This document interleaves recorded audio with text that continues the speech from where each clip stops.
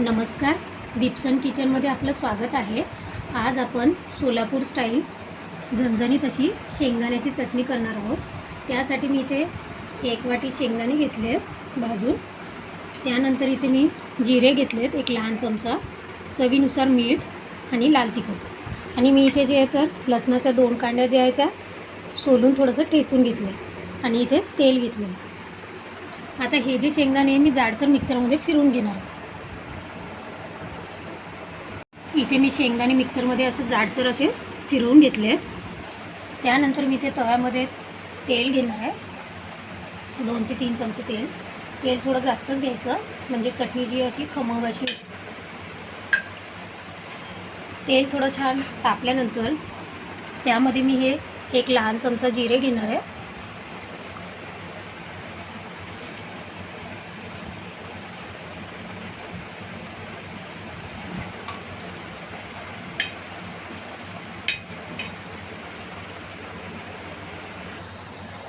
आता इथे आपण पाहू शकता जिरे जे आहे आपले छान तडतडले।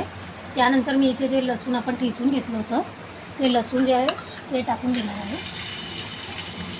लसूण असं थोडं जाडसर असं ठेचून घेतलं होतं। थोडासा लालसर रंग येईपर्यंत लसूण जे आहे ते परतून घेणार आहे। इथे आता लसूण जो आहे तो छान परतून घेतला आहे। त्यानंतर आता यामध्ये मी चवीनुसार मीठ आणि लाल तिखट टाकून घेणार आहे।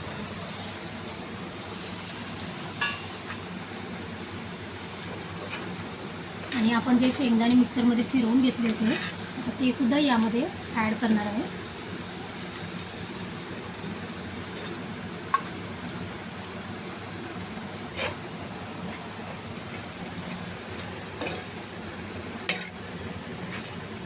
तेल थोडं जास्तच वापरायचं चटणीला, कारण यामुळे काय होतं चटणी जी आहे ती थोडी खमंग आणि कुरकुरीत वगैरे छान होते। त्यामुळे तेलाचा थोडा जास्त वापर करायचा।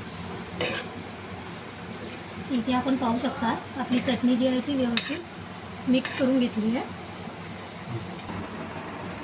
इथे आपण पाहू शकता आपली चटणी जी आहे शेंगदाण्याची चटणी जी आहे ती रेडी झाली आहे। आणि व्हिडिओ जर आवडला असेल तर प्लीज लाईक, कमेंट आणि सबस्क्राईब करायला विसरू नका। थँक्यू।